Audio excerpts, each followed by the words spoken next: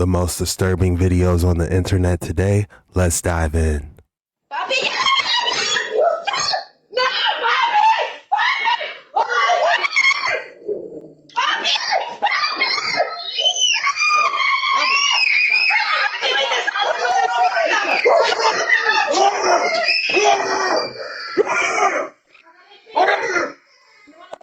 Bobby! Inside.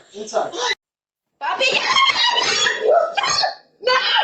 How crazy is this? They almost got Mr. Scribbles. Then he just hulks up.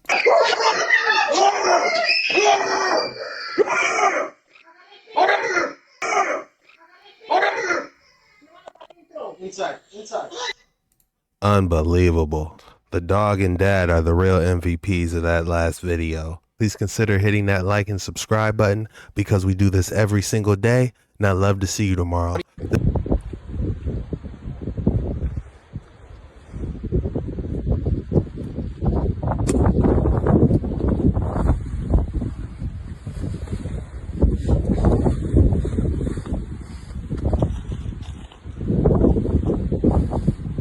The first one on the right kind of resembles, in my opinion, a massive petrified elephant's foot. What could these giant structures be in Russia? Radium, another energy source of the old world, vilified and left out of our history books in large part.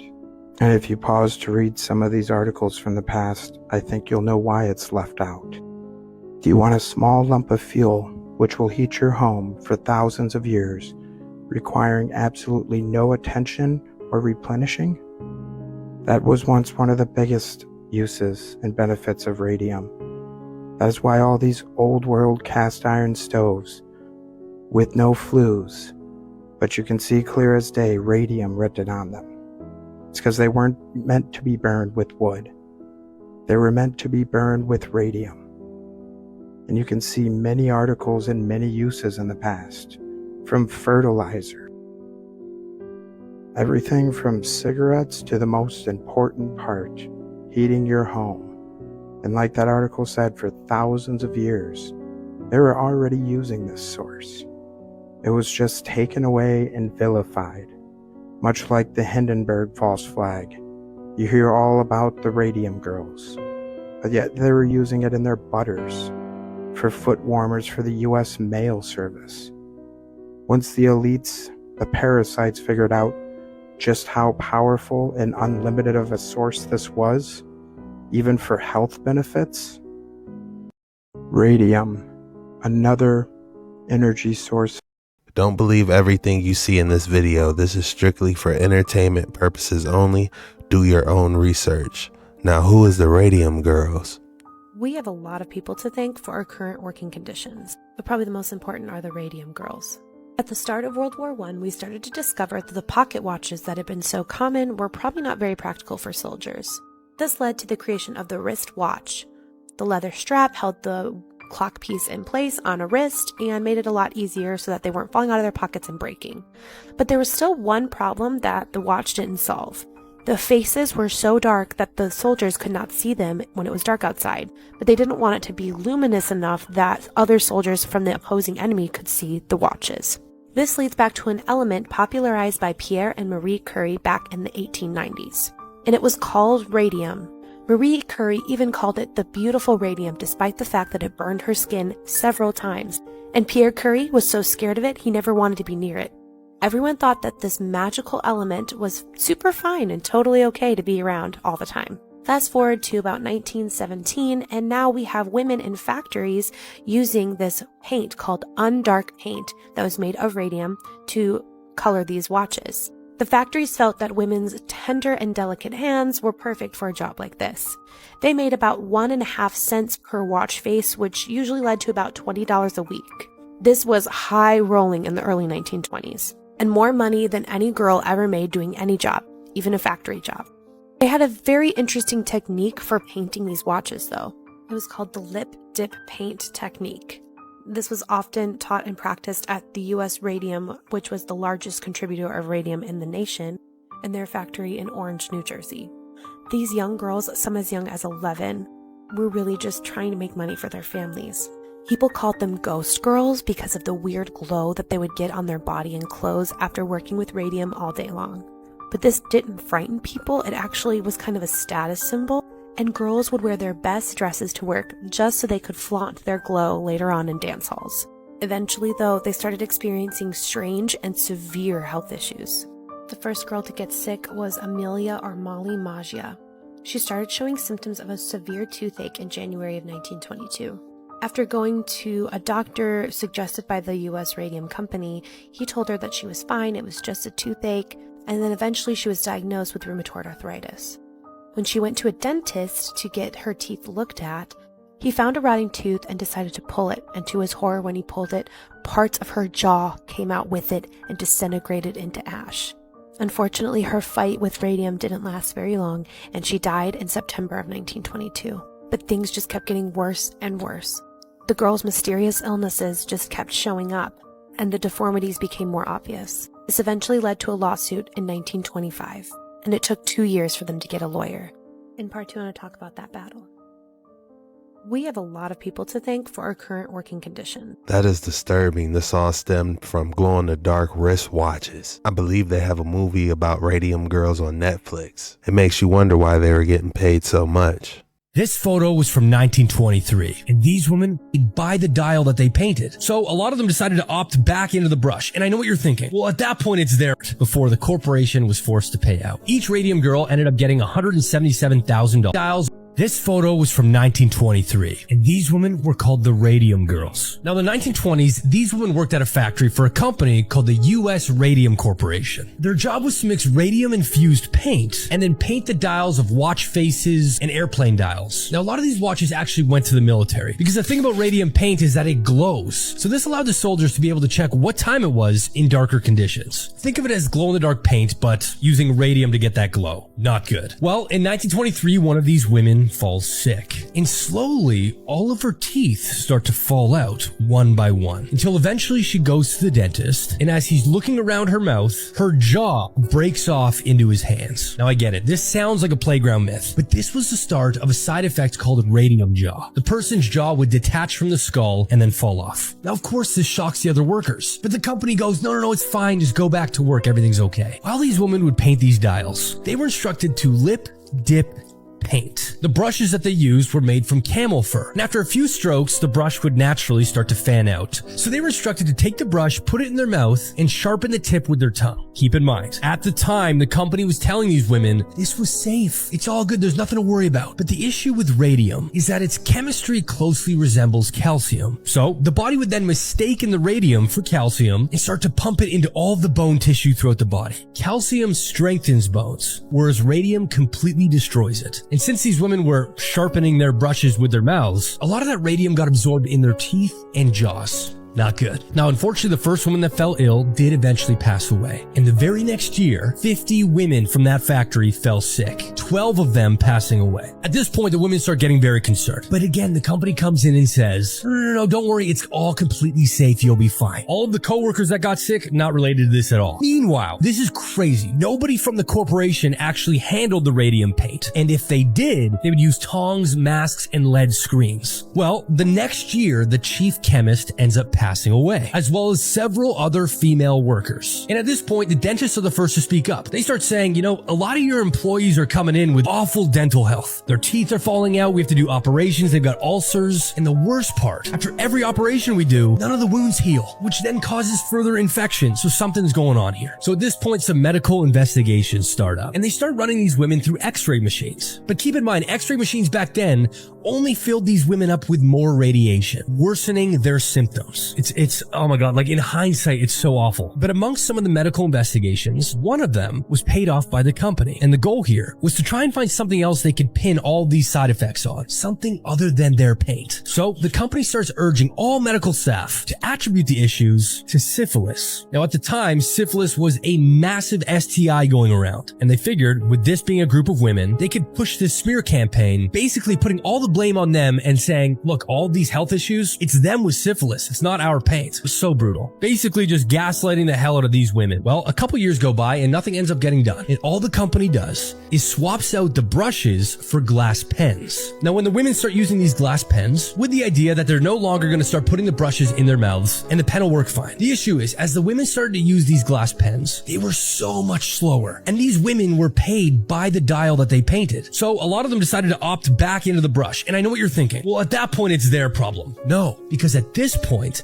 nobody knows what's causing these health issues. They don't know it's the paint. They don't know it's what's right in front of them because they're being told it's safe. Now, at this point, the Radium girls decide to sue. They search all around and they eventually find a lawyer that will take their case. But the entire process was very slow moving. So slow, in fact, that the women continued to get sick. So much so that some of them had to drop out because they couldn't even raise their arm to take the oath in court. Now, after years and years, eventually the Radium girls ended up winning in court. But of course, the company tried to get it overturned and they would appeal and appeal and appeal. The Radium girls ended up winning 8 times in court before the corporation was forced to pay out. Each Radium girl ended up getting $177,000, that's been converted for today's rates, and then $10,600 annually for the rest of their lives. Plus, all medical and legal bills were paid by the company. Brutal, brutal, brutal. And that is the story of the Radium girls. Such a terrible story. Those girls deserve so much better. Huge shout out to Shot and Forgot for that video.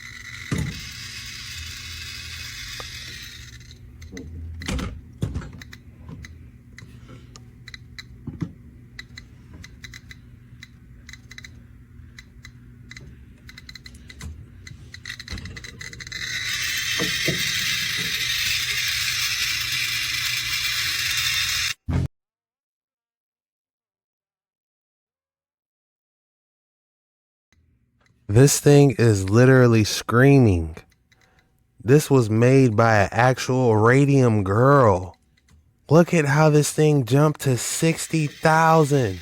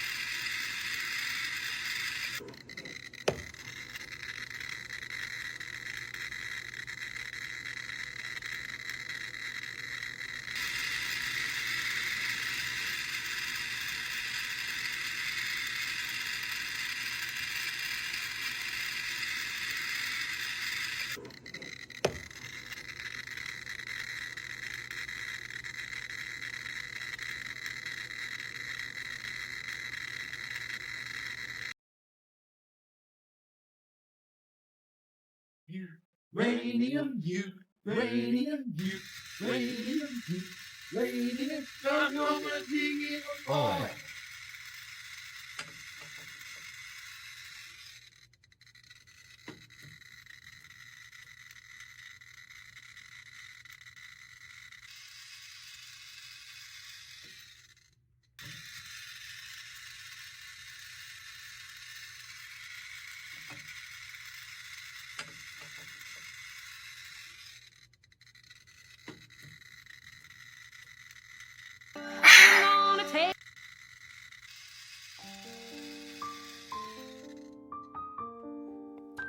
we have actual radium clocks.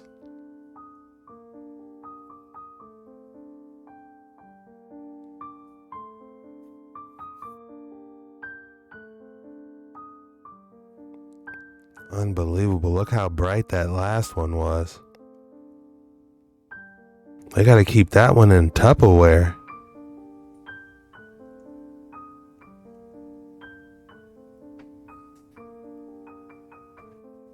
Wow. Look how high it's reading.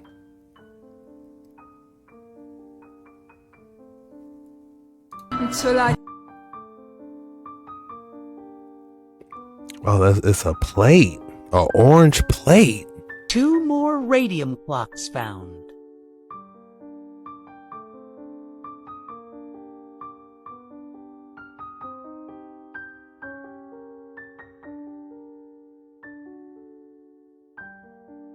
Two more radium clocks found. So I decided to answer this in a video because I actually found some radium clocks today. The baby Ben that you just saw is not radium, but these two that I'm showing you now are both radium. But all three are West Clock's clocks, coincidentally enough.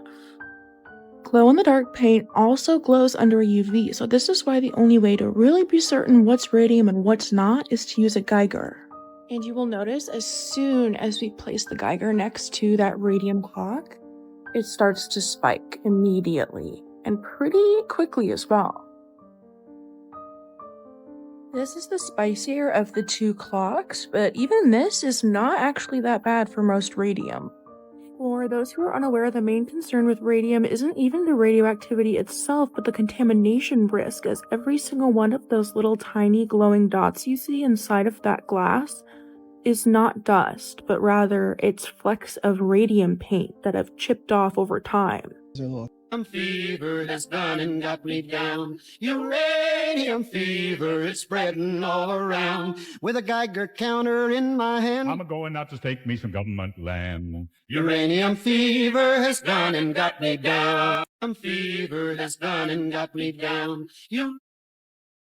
What an interesting piece. Looks like something haunted you'll see on like Luigi's Mansion or something. Let's have a look at the truck itself.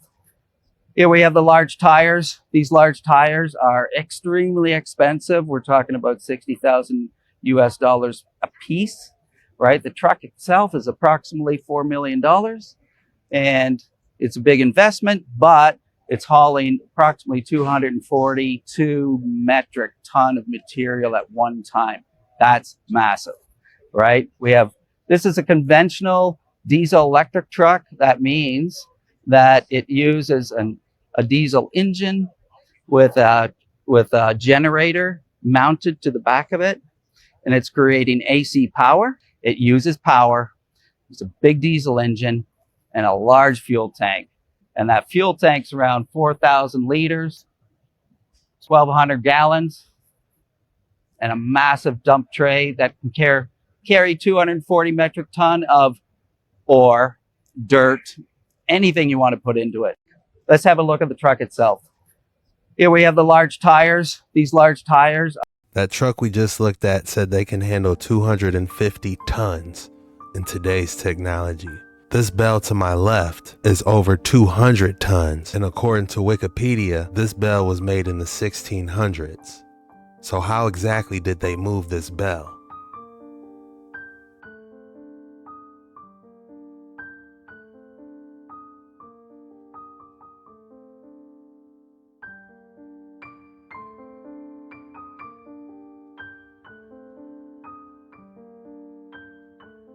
A little curious on what this door was on the end of this brick house. And then I open it up. It is a mobile home. Still got the tail lights on it. Look at the brick wall. Somebody has bricked around a mobile home. And then they added on to the front of it. What if it's got the wheels under it? That's the craziest thing I've ever seen. Then I walk around here and look. And there's a tongue for it. They bricked around it, didn't even cut it off. This thing's some kind of special. It's nice. I was a little curious. At first glance, you might be thinking he's out of his mind, but because he leaves the tongue out on the trailer, he's able to save on his taxes.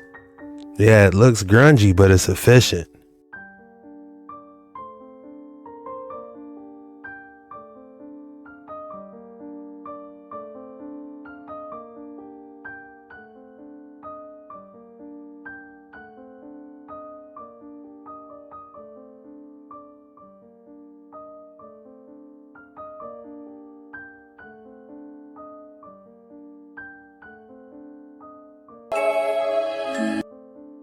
What was this place built for? Tea parties? Like, there's literally no bathrooms. It's like this fancy place is designed for like a giant tea party.